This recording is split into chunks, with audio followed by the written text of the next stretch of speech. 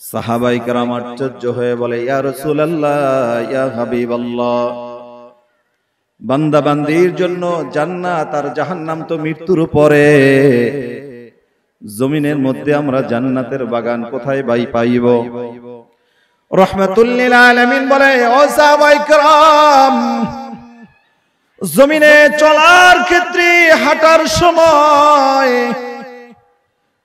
জমিনের যেই জায়গায় যেই প্রান্তে কোরআন ও হাদিসের বর্ণনা করা হয়, আল্লাহ রাব্বুল আলামিনের নামে জিকির করা হয়, ওইটার দুনিয়ার গোরস্থানে মাঠ থাকে না, স্কুল মাদ্রাসার মাঠ থাকে না, কলেজ মাঠ থাকে না, ওটা আল্লাহ রাব্বুল আলামিনের জান্নাতের ফুল বাগিচা হয়ে যায়। বলেন আল্লাহু আকবার। সাহাবায়ে কেরাম বললেন, ইয়া রাসূলুল্লাহ, ইয়া হাবিবাল্লাহ, জান্নাতের মাঠের বর্ণনা পাইলাম, আমরা যেইখানে আল্লাহর জিকির করা হয়, যেইখানে আল্লাহর কোরআন বর্ণনা করা হয়, ওই মজলিস দেখলে ওই জান্নাতের বাগিচায় বসে পড়ব, কিন্তু জান্নাতের ফল কিভাবে ভক্ষণ করব? রাহমাতুল লিল আলামিন বলে, সাহাবায়ে কেরাম ওই আলোচনায় বসে মাঝে মাঝে সুবহানাল্লাহ বলবে, আলহামদুলিল্লাহ বলবে, আল্লাহু আকবার বলবে। প্রতিটা তাসবিতে রব্বি কারীম বান্দার উপরে খুশি হইয়া জান্নাতে বরাদ্দ তার শূন্য ওই মাঠের মধ্যে একটা ফলের বীজ বপন করে দেবে। বলেন আল্লাহু আকবার। আদ-দুনিয়া মাযরাতুল আখিরাহ, জমিনে বসে বান্দা সুবহানাল্লাহ বলবে, আলহামদুলিল্লাহ বলবে, আল্লাহু আকবার বলবে, আর জান্নাতের মধ্যে তার নামে আল্লাহ রাব্বুল আলামিন ফেরেশতা দিয়া গাছ বপন করে দিবে। আল্লাহু আকবার। যত বেশি সুবহানাল্লাহ বলবে তত বেশি জান্নাতের মধ্যে তার জন্য গাছ বপন হয়ে যাবে। দুনিয়ায় আমরা এই ডগার বাজারে অনেকেই আফসোস করি, একটা 5 তলা 10 তলার বাড়ি করতে পারি নাই, কিন্তু জমিনের মধ্যে থাকা অবস্থায় কোন আল্লাহর বান্দা বান্দি যদি কোরআনের কোন একটা আয়াত মুখস্থ করে আর জীবনটা ওই আয়াতের উপরে চালায় দেয়, আল্লাহ রাব্বুল আলামিন কাল কিয়ামতের ময়দানে প্রত্যেকটা আয়াতের বিনিময়ে এক একটা করে এক এক তলা বিশিষ্ট আল্লাহ তাআলা জান্নাতের মধ্যে বালাখানা তৈরি করে দেয়। বলেন আল্লাহু আকবার। জান্নাতের মধ্যে সবচাইতে বড় বিল্ডিং গুলোর মালিক হবে হাফেজে কোরআন। যারা সিনায় কোরআনের হাফেজ, যারা সিনার মধ্যে কোরআন প্রবেশ করাইছে, যারা কোরআনের হাফেজ হয়ে আল্লাহকে ভয় করে, তাকওয়া অর্জন করে জমিনে চলে, রব্বি কারীম কাল কিয়ামতের ময়দানে বলবে, ও কোরআনের হাফেজ, কষ্ট করে করে কোরআন মুখস্থ করেছো, এই শীতের রজনীতে মানুষগুলো যখন ঘুমাইছিল আর ডগার মানুষগুলো থাইগুলো বন্ধ করে আরামের কম্বলের মধ্যে যখন অবস্থান করতেছিল, সেই রাত্র 3টা 4টায় উঠিয়া তুমি ঠান্ডা পানি দিয়ে ওযু করিয়া আল্লাহর কোরআন সামনে নিয়ে মুখস্থ করেছো, তেলাওয়াত করেছো। আজ তুমি তেলাওয়াত শুরু করে দাও। হাফেজে কোরআন যখন তেলাওয়াত করবে, আলহামদুলিল্লাহি রাব্বিল আলামিন আর রহমানির রহিম মালিক ইয়াউমিদ্দিন, কোরআনের হাফেজ এক একটা আয়াত তেলাওয়াত করবে, আল্লাহ রাব্বুল আলামিন তার জন্য এক একটা তানা বানায়া দিবে। কোরআনের হাফেজ যখন সূরা নাসে গিয়া আয়াত তেলাওয়াত শেষ করবে, তার জন্য 6666 তালা ইবারতের মালিক আল্লাহ তাকে দান করে। বলেন আল্লাহু আকবার। এজন্য দুনিয়া আফসোস করার, দুনিয়া নিয়ে পেরেশানি হওয়ার, দুনিয়া নিয়ে গর্ব করার কিছু নাই, কারণ এই দুনিয়া ক্ষণিকের জন্য। এই ড্যামরার ভিতরে সবচেয়ে শিল্পপতি দুপুরে যা দিয়ে খানা খেয়েছে তার দিন চলে গেছে, রাত্রবেলা সে যা দিয়ে খানা খাবে রাত পার হয়ে যাবে। ঠিক একজন রিকশাওয়ালা, একজন দিনমজুর, একজন গায়ে শ্রম ব্যয় করে হালাল রুজি দিয়া সামান্য শাক পাতা খেয়েও যদি রাত পার করে, রাত পার হবে কি হবে না? কিন্তু ওই ব্যক্তি যদি আল্লাহর কদমে সিজদা করে, আল্লাহর হুকুমগুলো মানে, যদি মুমিন হতে পারে, আল্লাহ রাব্বুল আলামিন ওয়াদা করেছেন কাল কিয়ামতের ময়দানে কঠিন মুসিবতের সময় আল্লাহ রাব্বুল আলামিন তাকে ফেরেশতা দিয়া আহলান সাহলান দিয়া জান্নাতের মেহমান বানায় দেয়। বলেন আল্লাহু আকবার। এজন্য আমি আলোচনার শুরুতে সূরা আল ইমরানের 139 নম্বর আয়াত তেলাওয়াত করেছি। আয়াতে কারিমা আল্লাহ রাব্বুল আলামিন সুন্দরভাবে আমাদেরকে জানায় দেয়, আল্লাহ রাব্বুল আলামিন বলে ওয়ালা তাহিনু ওয়ালা তাহজানু ওয়া আনতুমুল আ'লাউনা ইন কুনতুম মুমিনিন। আল্লাহ রাব্বুল আলামিন বলে তোমার কোনো ভয় নাই, তোমার কোনো টেনশন নাই। দুনিয়ার সমস্ত মানুষগুলো তোমার বিপক্ষে গেলে এক চুল পরিমাণ তোমার ক্ষতি করতে পারবে না। এ বান্দা, তোমার দুনিয়ায় ভয় পাওয়ার কোনো সুযোগ নাই। যদি তুমি মুমিন হতে পারো, যদি তুমি কি হতে পারো, মুমিন হতে পারো, যদি তুমি মুমিন হতে পারো, দুনিয়ায় তোমার কোনো ভয় নাই, মৃত্যুর সময় তোমার কোনো ভয় নাই, আখিরাতের ময়দানে কিয়ামতের ময়দানে তোমার কোনো ভয় নাই। একজন ব্যক্তি মুমিন হয়ে কবরে যাওয়ার সাথে সাথে আল্লাহ রাব্বুল আলামিন এমন একজন চেহারার দর্শন চেহারার একজন যুবককে পাঠায় দেবে আর বলবে যাও তুমি তার সাথে সঙ্গ দাও। বলেন আল্লাহু আকবার। মানুষগুলো তার কবরের মাটি চাপা যখন দেওয়া শেষ হয়ে যাবে, ওই ফেরেশতা হাজির হয়ে যাবে, ওই লাশটা আশ্চর্য হয়ে যাবে, এই অন্ধকার সাথীহীন বাতিহীন জায়গায় তুমি কে, তুমি কোথা থেকে আসছো? তখন ওই আল্লাহর ফেরেশতা জবাব দিবে। আল্লাহ রাব্বুল আলামিন সূরা আল ইমরানের 139 নম্বর আয়াতে আল্লাহ তাআলা ইরশাদ করেছিলেন ওয়ালা তাহিনু ওয়ালা তাহজানু ওয়া আনতুমুল আ'লাউনা ইন কুনতুম মুমিনিন। তোমরা যদি ন্যায়ের পথে থাকো, তোমরা যদি ঈমানদার হয়ে থাকো, দুনিয়ার কোনো মানুষ তোমার কোনো ক্ষতি করতে পারবে না। কবরের মধ্যে তোমার কোনো ভয় হবে না। আল্লাহর পক্ষ থেকে ফেরেশতা হাজির হয়ে যাবে। এ বন্ধু, আমি তোমার গোটা জীবনের নামাজ তুমি মানুষকে দেখাবার জন্য না, একমাত্র আল্লাহর ভয়তে, একমাত্র আল্লাহর মহব্বতে তুমি নামাজ আদায় করেছিলে। আল্লাহ রাব্বুল আলামিন গোটা জীবনের নামাজগুলোকে একত্রিত করে একজন ফেরেশতা বেশে তোমার কবরের সঙ্গ দেওয়ার জন্য পাঠিয়ে দিয়েছে। লা খাউফুন আলাইহিম ওয়ালা হুম ইয়াহজানুন। এ বন্ধু, তোমার কোনো ভয় নাই, তোমার কোনো চিন্তা নাই, যতক্ষণ পর্যন্ত আল্লাহ তোমাকে জান্নাতের মেহমান না বানাইবে ততক্ষণ পর্যন্ত আমি তোমার থেকে পৃথক হচ্ছি না। জোরে বলেন আল্লাহু আকবার। এই জন্য মুমিন হতে চাই কি চাই না? আমরা সবাই মুমিন হতে চাই কিনা? নারে তাকবীর। আর যখন কোন বান্দা মুমিন হয়ে যাবে, শয়তান তখন তাকে ভয় পাবে, শয়তান তাকে ওয়াসওয়াসা দিতে পারবে না, ওয়াসওয়াসা দিতে আসলেও সে সফল হবে না। বলেন আল্লাহু আকবার। এর জন্য যারা ময়দানে বসে পড়ছেন, আল্লাহু আকবার, স্পষ্ট বোঝা গেল শয়তান আপনাদেরকে ওয়াসওয়াসা দিয়ে দমাতে পারে নাই। আল্লাহর সাহায্য আপনার কাছে ছিল, এজন্য আল্লাহ আপনাকে কবুল করেছে। যারা এখনো বাজারের মধ্যে বসে গিবাদের মধ্যে আছে, তারা শয়তানের সাথে জিহাদ করে এখনো সফল হতে পারে না, ঠিক কিনা? এর জন্য আমরা মুমিন হতে চাই কি চাই না? মুমিন কি মসজিদে হওয়া যায় নাকি বাজারে হয়? মুমিনদের আনাগোনা মসজিদে না বাজারে? আল্লাহ রাসূল বলেছে দুনিয়ার মধ্যে সবচাইতে পবিত্র টুকরা হলো আল্লাহর ঘর মসজিদ। দুনিয়ার সবচাইতে খারাপ জায়গা হলো বাজার, যেইখানে মানুষ অকারণে অসংখ্য সময় ব্যয় করে দেয়, গীবাত শিকায়াতে ব্যস্ত হয়ে যায়, ঠিক কিনা বলেন?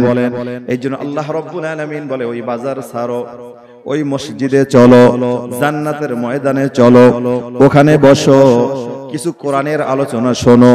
কারণ কোরআনের আলোচনা যখন মুমিনের সামনে করা হয় তখন মুমিনের ঈমান বৃদ্ধি পায়। বলেন আল্লাহু আকবার। এর জন্য আপনাদের মনের এখন যে হালত, মাহফিলে আসার আগে সেই হালত ছিল না, ঠিক কিনা বলেন? মসজিদে ঢোকার পরে সিজদায় দিলে যে হালত হয়, যে প্রশান্তি পাওয়া যায়, মসজিদের বাইরে সেই হালত থাকে না, সেই শান্তি পাওয়া যায় না। এই জন্য আমরা মুমিন হতে চাই কি চাই না? আল্লাহ রাব্বুল আলামিন বলে ওয়ালা তাহিনু ওয়ালা তাহজানু ওয়া আনতুমুল আ'লাউনা ইন কুনতুম মুমিনিন। দুনিয়ায় কাউকে ভয় পাও না, দুনিয়ার কোন নেতাকে ভয় পেও না, কারণ নেতা চাইলে তোমার রূহ কবজ করতে পারবে না। রূহ কবজ করার দায়িত্ব হলো মালাকুল মাউত আজরাইলের হাতে। আর আজরাইল হলে কার হুকুমে চলে বলেন? বুঝাতে পারছি না। আজরাইল কার হুকুমে চলে? আজরাইল আল্লাহর হুকুমে চলে। আল্লাহ যখন বলে ধরো, তো আজরাইল ধরে। আল্লাহ যদি বলে তার কাছে যায় না, মালাকুল মউত তার কাছে যায় না। এই জন্য দেখা যায় একাধিক গুল্লি এপাশ থেকে ওপাশ শরীরের বের হয়ে যায়, কিন্তু বান্দা মরে না, আছে না নাই? বান্দার বিভিন্ন অঙ্গ প্রত্যঙ্গ কেটে ফেলায়, তারপরও বান্দা মরে না। কারণ মরাটা দুনিয়ার কারো হাতে আল্লাহ রাখে নাই, এটা আল্লাহর হুকুমে হবে। আল্লাহ যখন হুকুম দেবে মালাকুল মউত আজরাইল হাজির হয়ে যাবে। আর আজরাইল হাজির হইলে দুনিয়ার এমন কোনো ক্ষমতা নাই তার থেকে তাকে বাঁচাইয়া রাখবে, ঠিক না বেঠিক? তাহলে দুনিয়ার এই যে ক্ষমতাধর ব্যক্তিরা, তারা মারা যাইতো না। রুহুটা যদি কোন ডাক্তারের হাতে থাকতো, তাহলে বহিরাগত দেশ থেকে যারা ডক্টরেট ডিগ্রি নিয়ে এই দেশে আসে, যারা পুরো ঔষধের কোম্পানি খুলে রাখছে, ওই ঔষধের কোম্পানির মালিকগুলো মারা যাইতো না, ঠিক কিনা বলেন? বরং আমাদের দেশে এটা দেখা গেছে, নিজের আত্মরক্ষার পিস্তল নিজে উঠায়া নিজেকে শেষ করে দেশে এমন নজির আছে না নাই? এই জন্য আল্লাহ বলেন দুনিয়ার কাউকে ভয় পাও না। দুনিয়ার পুলিশকে ভয় পাওয়ার দরকার নাই, আর্মিকে ভয় পাওয়ার দরকার নাই, আর দুনিয়ার কোন প্রতিষ্ঠাদেরকে ভয় পাওয়ার দরকার নাই, দুনিয়ার কোন শাসককে ভয় করার দরকার নাই। যদি তুমি মুমিন হতে পারো, আল্লাহর কসম দিয়ে বলি, ওই শাসক তোমার কথা শোনা মাত্র তার মধ্যে কম্পন শুরু হয়ে যাবে, ঠিক না বেঠিক? এমন নজির আমাদের পৃথিবীতে আছে না নাই? তুমি যদি মুমিন হয়ে যাইতে পারো, সন্ত্রাস তোমার নাম শোনা মাত্র তার মধ্যে কম্পনে শুরু হয়ে যাবে। কারণ এটা দুনিয়ার কোন মানুষের বাহাদুরি না, এটা আল্লাহ রাব্বুল আলামিনের খেলা, ঠিক না বেঠিক বলেন? এই জন্য আল্লাহ তাআলা বলেন যদি তোমরা মুমিন হয়ে যাও তবেই তোমরা সফল কাম হয়ে যাবে। এই জন্য আল্লাহ রাব্বুল আলামিন মুমিনদেরকে উদ্দেশ্য করে 18তম পারায় আল্লাহ রাব্বুল আলামিন একটা সূরা বর্ণনা করে দিয়েছেন। আল্লাহ রাব্বুল আলামিন বলেন قد أفلح المؤمنون।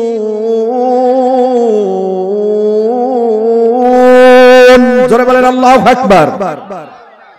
আল্লাহ রাব্বুল আলামিন বলে তুমি মুমিন হয়ে যাও, আমি আল্লাহ তোমাকে সফলতা দান করে দিব।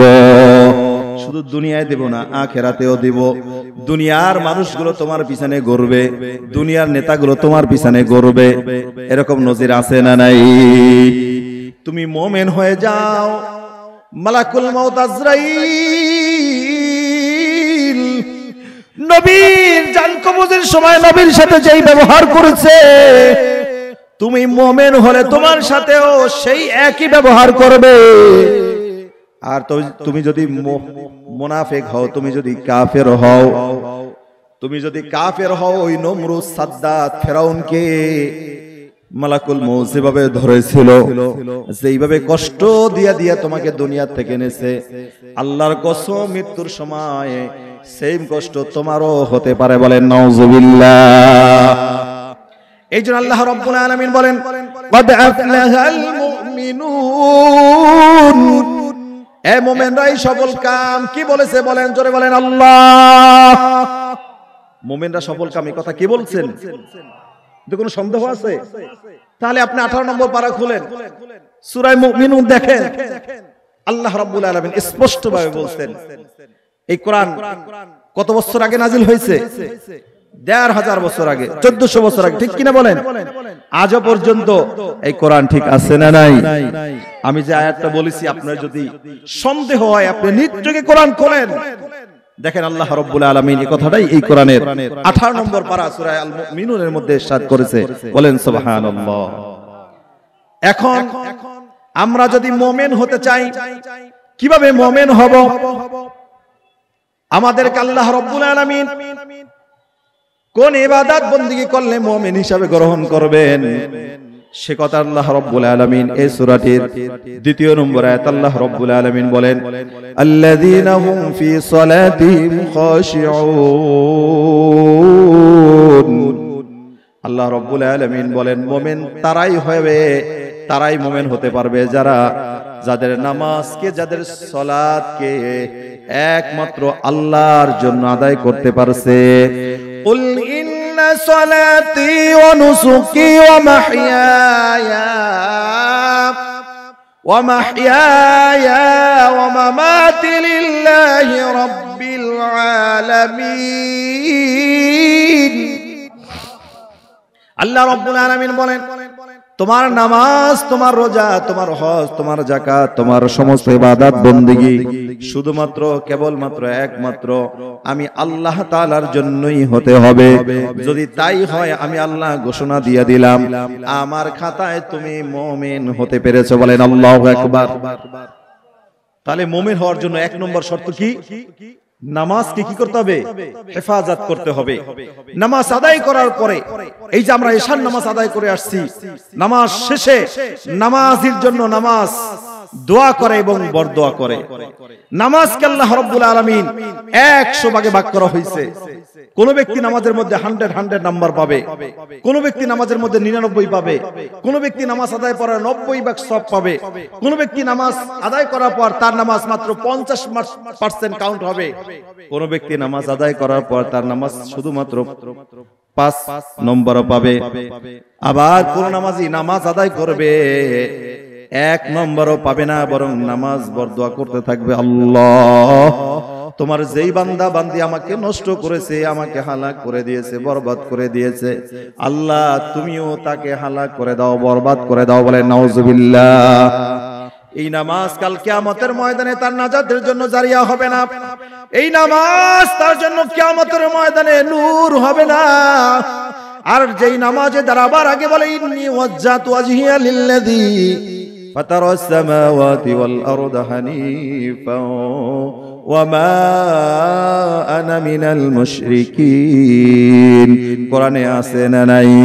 আয় আল্লাহ, আমি মুতাওয়াজ্জিহ হলাম, দুনিয়ার সব কিছু ছেড়ে দিলাম, আমি শিল্পওয়ালা আজকে বাদ দিয়ে দিলাম, আমি গাড়িওয়ালা আমি বিলুপ্ত করে দিলাম, আমার ছেলের কথা আমি ভুলে গেলাম, আমার প্রিয়তমা স্ত্রীর কথা আমি ভুলে গেলাম, আমার দুনিয়ার সব কিছু আমি ছেড়ে দিলাম। আল্লাহ, আমি শুধুই মাত্র কেবলমাত্র আপনার সামনে দণ্ডায়মান হইলাম, আপনার সামনে আমি দাঁড়াইলাম। আয় আল্লাহ, আপনি আমাকে কবুল করে নিলে কাল কিয়ামতের ময়দানে আমি মাপ পাওয়া যাব। আল্লাহ, আপনি আমার গ্রহণ করলে ইন্নাস সালাতা তানহা আনিল ফাহশাই ওয়াল মুনকার। বান্দা বলে, আল্লাহ আপনি আমার নামাজটা গ্রহণ করলে আমার নামাজ আমাকে চুরি থেকে আমাকে বিরত রাখবে, জিনা থেকে আমাকে বিরত রাখবে। আমার নামাজ কবুল হয়ে গেলে আমি পথ চলার সময় আমার সামনে বেগানা নারী পড়লে আমার দৃষ্টিটাকে নামাজ নিচে নত করে দিবে, বলবে এটার দিকে তাকানো হারাম, এটার দিকে তুমি তাকায়ও না। জোরে বলেন না আল্লাহু আকবার। এইটার নাম হলো নামাজ। এইটার নাম কি বলেন? জোরে বলেন। এবার তাকায় দেখেন এইভাবে নামাজ আমরা হাসিল করতে পারছি কিনা। নামাজে দাঁড়াবার পরে দুনিয়ার সব কথা ভুলে যাবে, বান্দা শুধুমাত্র আল্লাহকে নিয়ে কল্পনা করবে। আল্লাহ আমার সামনে আল্লাহ দাঁড়িয়ে আছে। দুনিয়ার একজন প্রেসিডেন্টের সামনে আপনি যদি দাঁড়িয়ে থাকেন, দুনিয়ার প্রধান উপদেষ্টার সামনে আপনাকে যদি দাঁড়া করানো হয়, আপনি ডানে বামে কোনোদিন তাকাবেন না, কারণ বেয়াদবি হয়ে যাইতে পারে, ঠিক কিনা বলেন? কিন্তু দুনিয়ার কোন প্রেসিডেন্ট নয়, যিনি কুল কায়নাতের মালিক, ওই রব আমার সামনে দাঁড়ায় আছে। ওই রবের সামনে আমি দাঁড়ায় আছি, আমি ওই রবের সামনে কি বলেন দাঁড়ায় আছি। এবার আমার দাঁড়ানোটা কেমন হতে পারে? দুনিয়ার সবচাইতে নম্র বিনয়ের সাথে দাঁড়ানোর প্রয়োজন আছে না নাই? নামাজের মধ্যে যদি নামাজের মধ্যে যদি এই ফিকির করতে পারে, আল্লাহ আমার মনে হয় এটা আমার জীবনের শেষ নামাজ, ওই তেলাওয়াতটা স্বাভাবিক হবে না অস্বাভাবিক হবে? আলোচনা বুঝাইতে পারছি না। আচ্ছা, আলোচনা আপনারা কি বুঝতেছেন? আওয়াজ ক্লিয়ার বোঝা যায়? তাহলে একটু মাঝে মাঝে কথা বলতে হবে, তাহলে বুঝবো যে আপনারা কথা বলেন, মানে বুঝতেছেন। তো নামাজি যখন নামাজের মধ্যে দাঁড়ায় চিন্তা করবে এটা আমার জীবনের শেষ নামাজ হতে পারে, ওই নামাজটা আগের নামাজের সাথে ভিন্ন হবে কি হবে না? যদি নামাজি সিজদার মধ্যে গিয়া বলে সুবহানা রাব্বিয়াল আলা, ও রব এটা আমার জীবনের শেষ সিজদা হতে পারে, আমার কপালটা আর তোমার কদম মোবারকে নাও লাগতে পারে, আয় আল্লাহ আমি মুশরিক নই, যার কারণে তোমার কদমে আমার মাথা নত করে দিয়েছি। এভাবে করে যখন বলবে সুবহানা রাব্বিয়াল আ'লা, ঘন্টার পর ঘন্টা পার হয়ে যাবে, নামাজি বুঝতে পারবে না, ঠিক কিনা বলেন? এইভাবে নামাজ আদায় করতে হবে। আল্লাহ রাব্বুল আলামিন বলেন আল্লাযীনা হুম ফি সালাতিহিম খাশিউন, যারা মুমিন দাবি করে তাদের এক নম্বর কাজ হলো তারা যেন নামাজটা আল্লাহর জন্য করে নেয়। তারা যেন নামাজটা কার জন্য করে বলেন? আল্লাহর জন্য করে নেয়। তাদের নামাজের সাথে as-সালাতু মিরাজুল মুমিনিন, আর আল্লাহর সাথে যেন দেখা হয়, কথা হয়। আল্লাহর সাথে নামাজের মধ্যে কি হয় বলেন? যেন দেখা হয়, কথা হয়। এটা কি দুনিয়ার কারো বানানো কোন হুজুরের কথা? বরং নবীজি বলছেন as-সালাতু মিরাজুল মুমিনিন, নামাজের মধ্যে বান্দার সাথে মেরাজ হবে, কথা হবে। নামাজের মধ্যে কোরআন তেলাওয়াত করা মানে আল্লাহর সাথে কথা বলা, বলেন আল্লাহু আকবার। এইজন্য আলী রাদিয়াল্লাহু তাআলা আনহু ঘোষণা দিয়েছিলেন আমি ওই রবের কদমে সিজদা করি না, আমি ওই রবের সামনে দাঁড়াই না যেই রবকে আমি দেখি না। জোরে বলেন আল্লাহু আকবার। তার মানে বোঝা গেল হযরত আলী নামাজে দাঁড়াইলে আল্লাহকে দেখতে পাইতেন, যার কারণে নামাজে দাঁড়াবার আগে তার পায়ের তীর সাহাবায়ে কেরাম তোলার জন্য যখন হাত দেয়, হযরত আলী রাদিয়াল্লাহু তাআলা আনহু চিৎকার মারে আর বারে আর বলতে থাকে ও ভাই আমার পায়ে হাত দিয়ে চলে গেছে, ইয়া রাসূলুল্লাহ ইয়া হাবিবাল্লাহ, আমাদের ভাই আলী যুদ্ধ থেকে আসছে, তার পায়ের মধ্যে একটা তীর এখনো ঢুকে আছে, আমরা তীরটা তো বের করতে পারছি না, কি করতে পারি? তৎকালীন সময়তে এত আধুনিক ব্যবস্থা ছিল না, এত মেডিসিন ছিল না যেটা দিলে অবাস হয়ে যাবে আর ব্যথা পাবে না, ঠিক কিনা বলেন? রহমাতুল লিল আলামিন বলে ও সাহাবায়ে কেরাম একটু অপেক্ষা করো, আলীকে নামাজে দাঁড়াইতে দাও। জোরে বলেন আল্লাহু আকবার। হযরত আলী রাদিয়াল্লাহু তাআলা আনহু নামাজে দাঁড়াইলেন, সাহাবায়ে কেরাম তীর তুলে ফেললেন। নামাজের শেষে আলী তাকায় দেখে পায়ে তীর নাই। জোরে বলেন আল্লাহু আকবার। আর আমরা নামাজে দাঁড়াই, একটা মশা আসলে সেই মশাটা আর প্রাণ নিয়ে জান নিয়ে ফিরে যাইতে পারে না, ঠিক না ঠিক বলেন? এই জন্য আল্লাহ রাব্বুল আলামিন বলতেছে আলী মার্কা নামাজে দাঁড়াও, তবে তোমার নামাজ আল্লাহর সাথে মেরাজ হবে। আল্লাহ রাব্বুল আলামিন বলেন তুমি মুমিন হতে চাও তো তোমার নামাজটা তুমি আল্লাহর জন্য করে নাও। জোরে বলে আল্লাহু আকবার। কি তাহলে মুমিন হতে হলে এক নম্বর আপনার নামাজটা সঠিক করতে হবে। এবার নামাজ ভঙ্গের 19টা কারণ আছে। এক নম্বর কারণ হলো নামাজের মধ্যে অশুদ্ধ পড়া। আমার জীবন ভর নামাজ পড়তেছি, 70 বছর হয়ে গেছে। প্রশ্ন করতে পারেন হুজুর এই কথাগুলো তো বাস্তবে আমার সাথে মিলে যায়, আমার তো কোনোদিন মশা আমার গায়ে পড়ে ফিরে যাইতে পারে নাই, আমার তো নামাজের মধ্যে দাঁড়াইলে কোনোদিন আলীর মতন চিন্তা আসে নাই, তাহলে আমি কি নামাজ পড়তেছি? আমরা পড়তেছি আলহামদুলিল্লাহি রাব্বিল আলামিন, বলেন নাউজুবিল্লাহ। আলহামদু চিকুন হা মানে সমস্ত প্রশংসা আল্লাহ তাআলার জন্য, আর আমি নামাজে দাঁড়াই বলতেছি আলহামদুলিল্লাহ মানে সমস্ত আবর্জনা আল্লাহর জন্য। জোরে বলেন নাউজুবিল্লাহ। কুল হুয়াল্লাহু আহাদ, বলুন আল্লাহ এক, আর আমরা বলতেছি কুল হুয়াল্লাহু আহাদ, খাও আল্লাহ এক, কে বলেন নাউজুবিল্লাহ। এই ধরনের নামাজ কিয়ামত পর্যন্ত হলেও আপনার নামাজ ইন্নাস সালাতা তানহা আনিল ফাহশাই ওয়াল মুনকার পর্যন্ত পৌঁছবে না, ঠিক কিনা বলেন? আপনি মুমিন কোনদিন হতে পারবেন না। এখন বলেন তো আমাদের দেশে কত ইংলিশ মিডিয়াম প্রতিষ্ঠান চালু হয়ে গেছে, কত স্কুল কেজি স্কুল চালু হয়ে গেছে, কিন্তু যে স্কুলের মধ্যে সহিভাবে কোরআন শিক্ষার কোনো ব্যবস্থা নাই, আছে না নাই? আরে আপনি চিন্তা করতেছেন আপনার সন্তানটা ডাক্তার হবে, ইঞ্জিনিয়ার হবে, প্রতি মাসে লক্ষ লক্ষ টাকা ইনকাম করবে। আরে কত এরকম সরকারি ডাক্তার আছে, ডাক্তারি করছে, কত অসৎ পথে টাকা অর্জন করেছে, আজকে বুড়ো হয়ে গেছে, বৃদ্ধ হয়ে গেছে। তাকায় দেখেন দুনিয়ার যত অশান্তি সব তার মধ্যে আছে, আছে না নাই?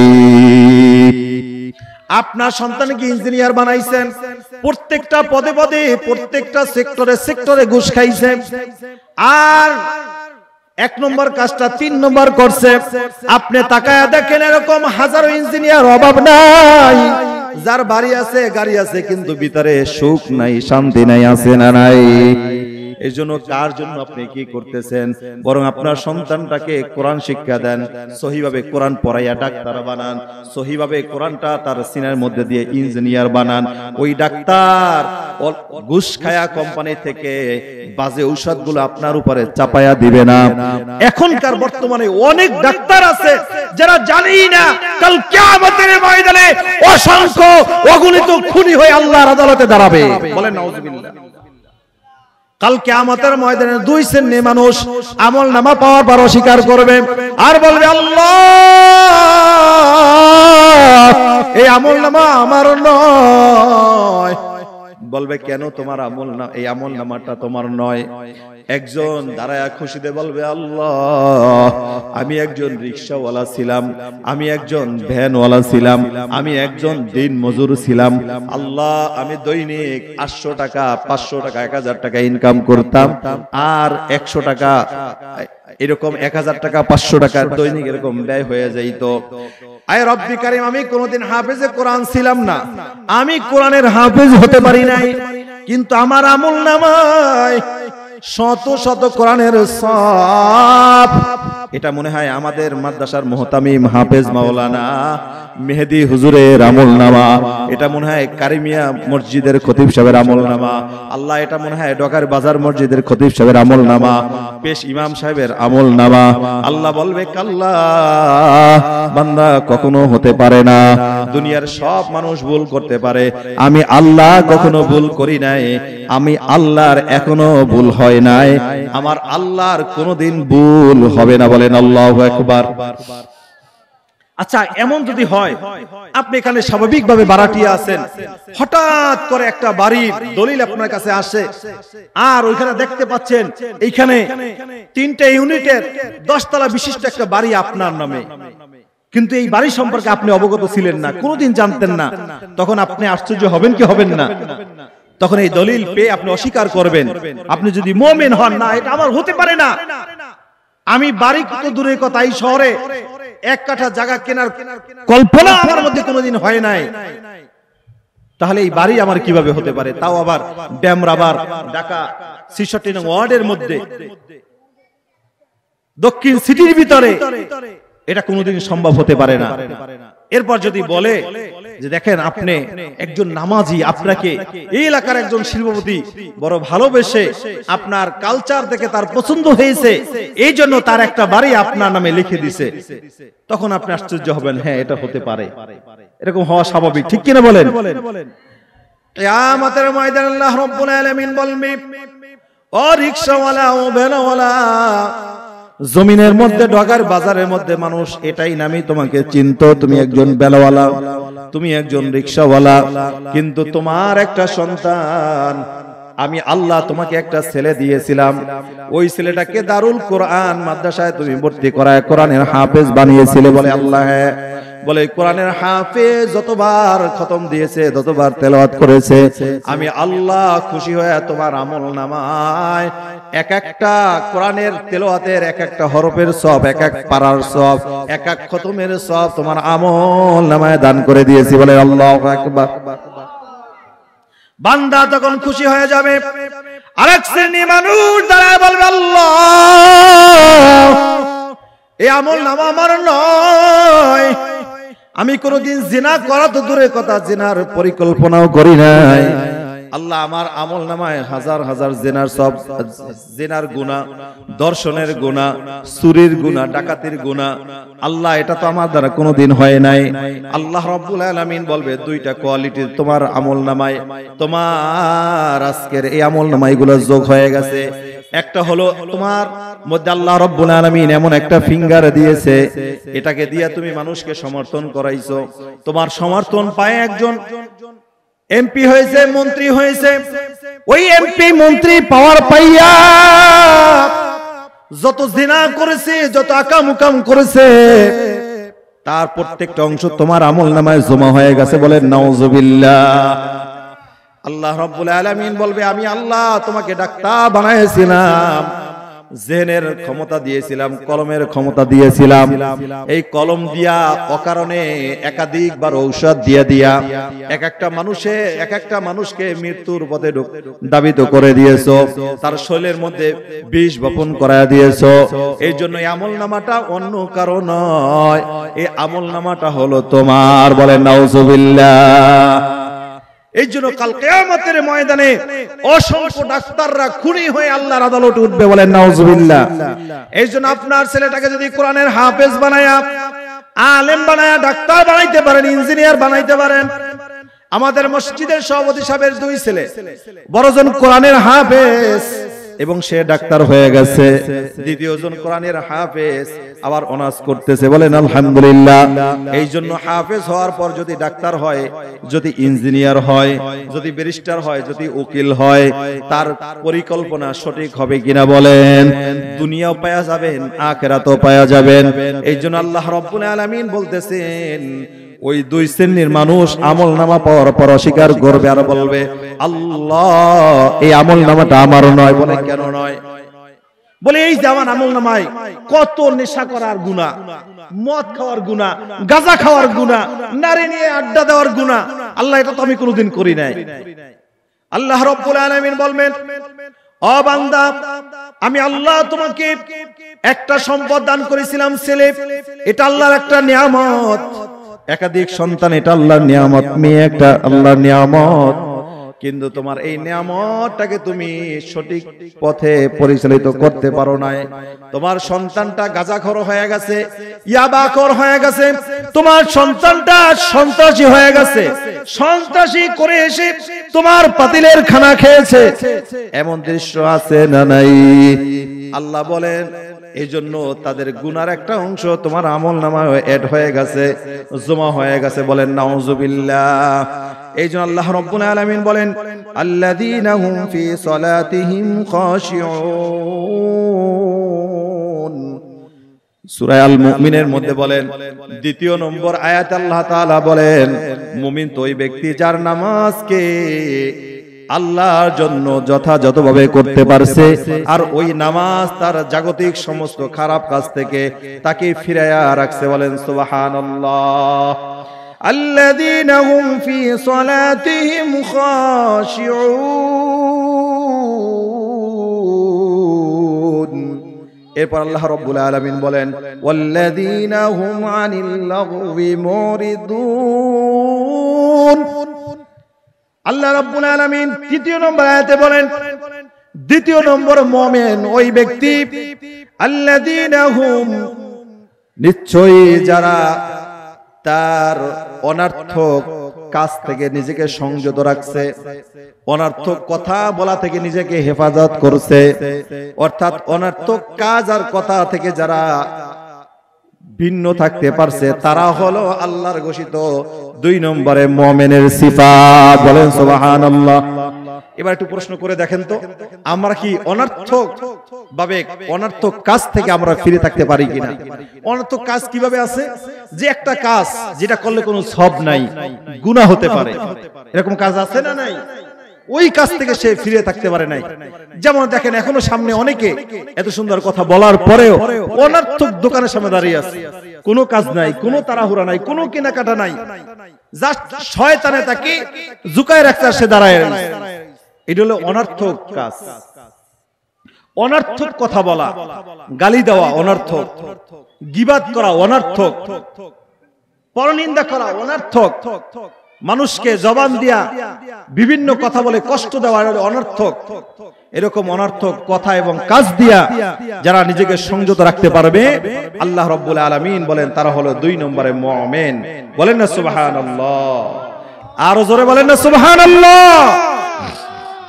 এইজন্য আল্লাহ রাসূল বলছেন মান সামাতা নাজা, যে চুপ থাকলো সে নাজাত পেয়ে গেল। কিন্তু আমাদের সমাজে বিশেষ করে মা বোনরা যারা আলোচনা শুনতেছেন, এদের মাধ্যমে এই জবান দিয়ে এত পরিমাণ লানত আর অনর্থক কথা হয়, রহমাতুল্লাহ। এর জন্য এত মারামারি, এত হানাহানি, এত চুরি, এত ছিনতাই, এত কিছু, এত রাহাজারি। আমাদের সমাজের মধ্যে যদি আপনি হিসাব করেন, আপনার বাসার আশেপাশে তাকান, 5 জন ভিক্ষুক পাবেন, 100 জন শিল্পপতি পাবেন, ঠিক কিনা বলেন? এবার বলেন 100 জন শিল্পপতি যদি যথাযথভাবে যাকাত দেয়, 5 জন ভিক্ষুক আর ভিক্ষা করার সুযোগ থাকে, তারা তো শিল্পপতি হয়ে যায়, পরের বছর তাদের তো যাকাত ফরজ হয়ে যায়, ঠিক কিনা বলেন? এখানে চমৎকার একটা সাবধান একটা মাসালা শুনতে হবে। আজকে এটা কি মাস চলে? নভেম্বর মাস, ঠিক না?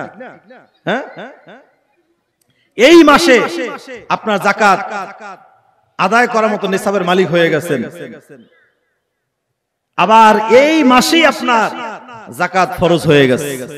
1 বছর ঘুরে এই মাসে আপনার শারীরিক, আপনার মানসিক, আপনার পারিবারিক সমস্ত খরচ মিটাবার পরে যদি নিসাব পরিমাণের মালিক আপনি হয়ে যান, তাহলে এই মাসে আপনি কি, আপনার উপর যাকাত ফরজ হয়ে গেছে।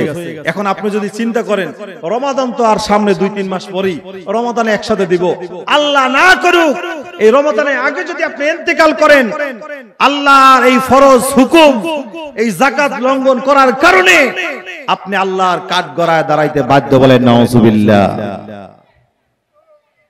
আর আল্লাহ না করুক যদি আপনার সন্তানরা আপনার এই যাকাতের পাই টু পাই যাকাত পরিশোধ না করে, আপনি আল্লাহর ওই গজব থেকে কোনোভাবেই মুক্তি পাবেন না। মনে রাখতে হবে আমাদের দেশে যাকাত দেয় মাহে রমজানকে কেন্দ্র করে। হ্যাঁ, মাহে রমজানে যত পারেন দান করবেন, সদকা করবেন।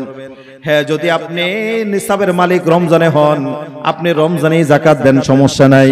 কিন্তু যদি আপনার আগে হয় আর যদি যাকাত না দিয়ে যদি ইন্তেকাল হয়ে যায়, আল্লাহর একটা ফরজ বিধানকে আপনি লঙ্ঘন করে কবরের মধ্যে হাজির হইলেন। বলেন নাউজুবিল্লাহ। এইজন্য আল্লাহ রাব্বুল আলামিন বলেন 4 নম্বরে মুমিন ওই ব্যক্তি যেই ব্যক্তি তার সম্পদের উপরে যাকাতের বেলায় সক্রিয়। আজকে আমাদের দেশের দেখেন যাকাত নাই, শুধুমাত্র শিল্পপতি হচ্ছে, শুধুমাত্র বাড়িওয়ালা হচ্ছে, আর সুদের বিরুদ্ধে কথাও বলার সুযোগ নাই। কারণ প্রধান উপদেষ্টা ওই দলেরই 2-1 ঠিক কিনা বলেন? হয়তো গ্রেফতার করবে, চাকরি যাবে, মসজিদ ছুটে যাবে, মাদ্রাসা বন্ধ হয়ে যাবে, সুদে আলোচনা বন্ধ প্রায়, ঠিক কিনা বলেন? আরে মুহতারাম হাজরিন, আল্লাহ সুদকে হারাম করেছে আর যাকাতকে ফরজ করেছে। আপনি যদি সুদ দিয়া যদি এই দেশের সমস্ত মানুষকে যদি সুদের ব্যবসায় দিয়া আপনি যদি চিন্তা করেন যে না আমরা দুর্ভিক্ষ একদিন বন্ধ করে দেব, এটা কোশ্চিন কালেও সম্ভব হবে না। কারণ সুদের মধ্যে যারা একবার পড়ছে, আগে তো একটু বিটা বাড়ি ছিল, এখন তাও হারিয়েছে, এমন ঘটনা আছে না নাই? এর জন্য আমরা এখন সুদের ব্যাপারে আমরা সবাই সক্রিয়। টাকা হয়েছে তো ব্যাংকে দাও, ব্যাংকে যে আপনাকে মুনাফা দিতেছে, আপনি টেস্ট খাইতেছেন, মজা করতেছেন, কোথা থেকে আসছে কি একবার চিন্তা করছেন?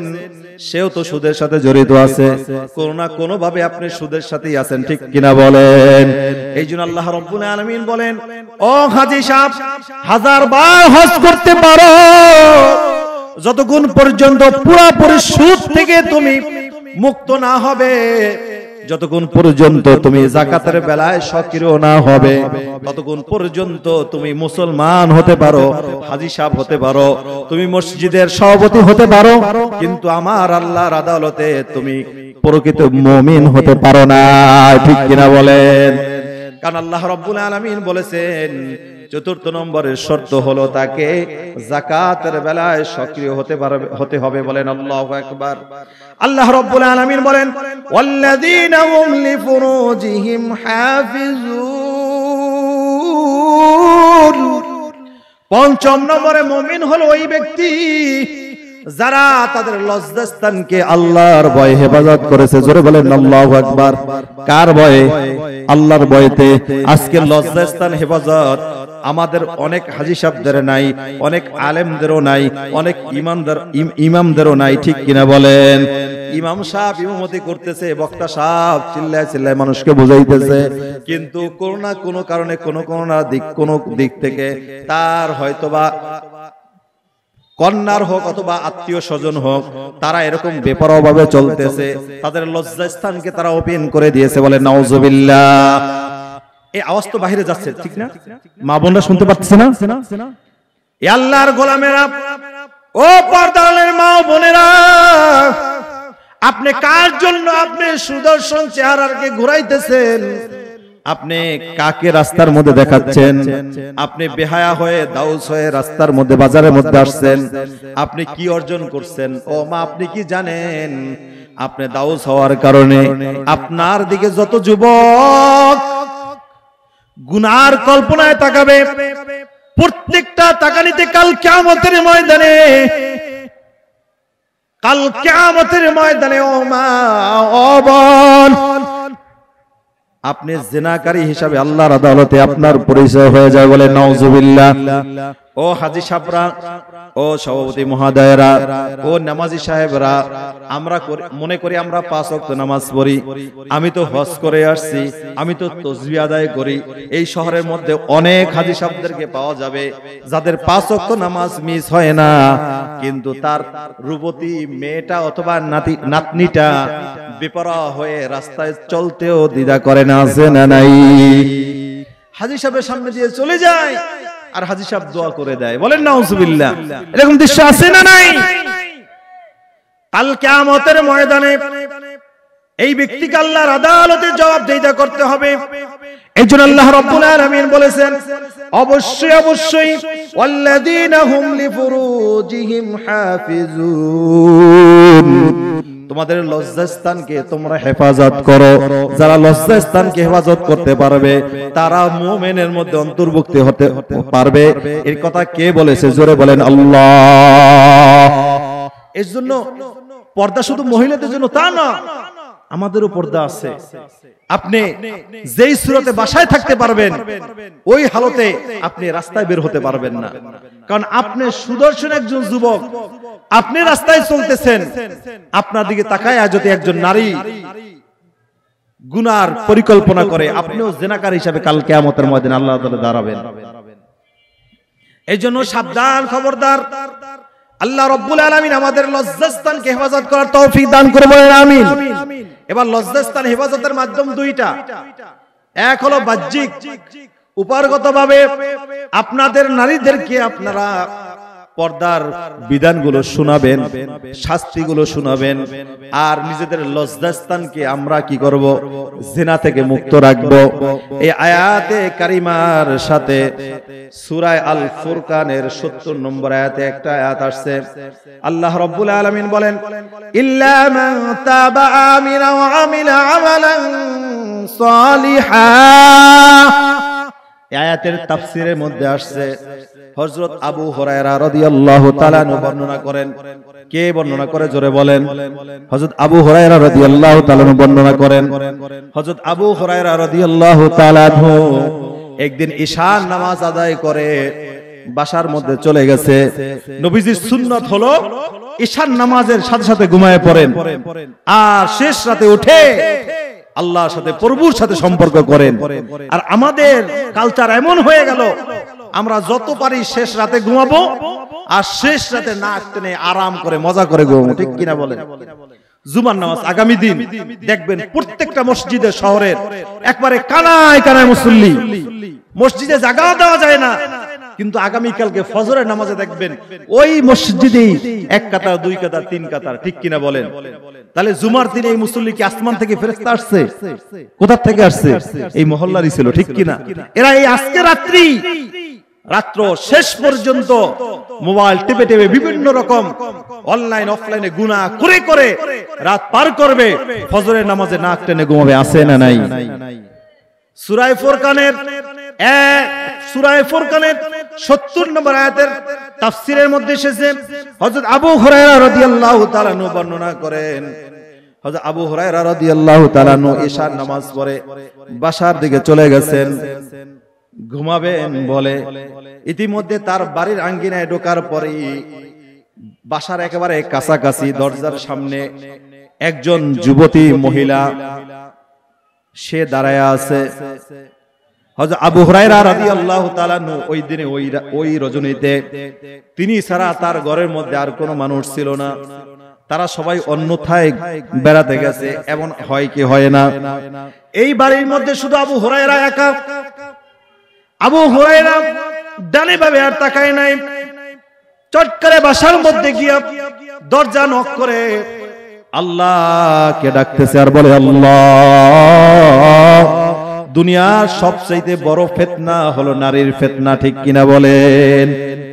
বহুত এমপি মন্ত্রীরা দেখেন না, ভিডিও নিউজ গুলো দেখেন না, তারা নারীদের সাথে কাইত, শেষ জীবন, সারা জীবনের সুনাম এক ভিডিও একেবারে ফিনিশ, আছে না নাই? আবু হুরায়রা রাদিয়াল্লাহু তাআলা আনহু বলতেছেন, আল্লাহ, এই নারীর ফিতনা থেকে আপনি আমাকে হেফাজত করেন। এমন করে তাসবিহ আদায় করতেছে, ঘুমায়া পড়বে এমন সময় কে যেন দরজার মধ্যে করাঘাত করছে। হযরত আবু হুরায়রার দিলের মধ্যে চোট লেগে গেছে, আল্লাহ, না জানি ওই বেগানা নারী আমাকে আমার ঘরের মধ্যে করাঘাত করছে। আবু হুরায়রা কাঁদো কাঁদো অবস্থায়, ভয় ভয় অবস্থায় দরজা খুলতেছে। বলেন তো, এই সময় আমাদের সমাজের কোন যুবক থাকলে শুধু নিম্নগামী হয়ে চলতো না, বরং বলতো, আসসালামু আলাইকুম আপা, আপনি কেমন আছেন? ম্যাডাম বাহিরে কেন, ভিতরে ঢোকেন, ঠিক কি না বলেন? আবু হুরায়রা রাদিয়াল্লাহু তাআলা আনহু ভয় ভয় কাঁদো কাঁদো অবস্থায় দরজা খুলে যখন তাকাইলেন, তখন দেখতে পারলেন ওই দাউস সেই মহিলাই দাঁড়ানো আছে। এবার আবু হুরায়রা নিচের দিকে তাকায়া সালাম দিয়ে বলতেছে, আম্মা জান, এরে আল্লাহর বান্দি, আপনি আল্লাহর রাসূল থাকতে আমার কাছে কেন আসছেন? আবু হুরায়রা প্রশ্নের উত্তরে ওই নারী বলতেছে, এরে আবু হুরায়রা, আমি এমন একটা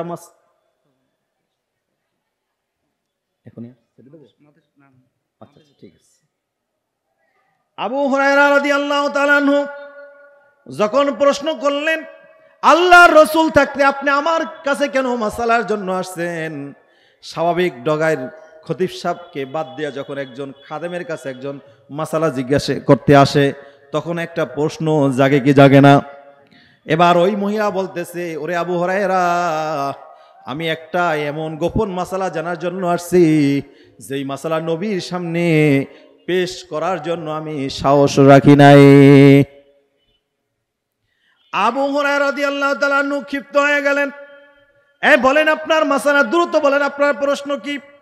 এবার আবু হুরায়রা রাদিয়াল্লাহু তাআলা আনহু যখন প্রশ্ন করলেন, মহিলা বলতেছেন, ওরে আল্লাহর রাসূলের সাহাবী আবু হুরায়রা, আমি অবৈধভাবে সম্পর্ক করে অবৈধভাবে আমি আমার পেটের মধ্যে সন্তান ধারণ করেছি। আবার ওই সন্তানটাকে নিজ হাতে গলা টিপা, আল্লাহু আকবার,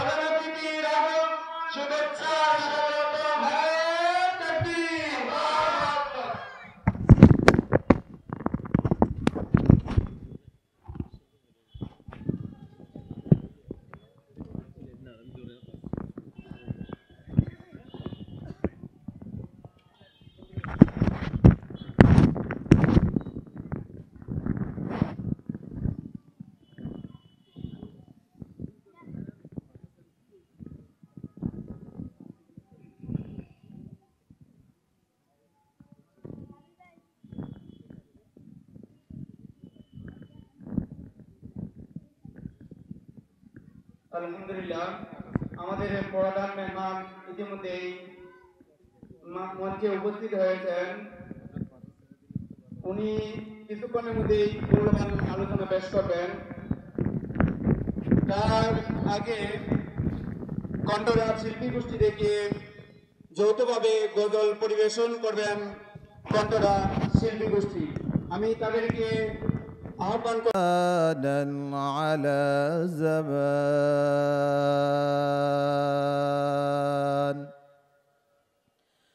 كما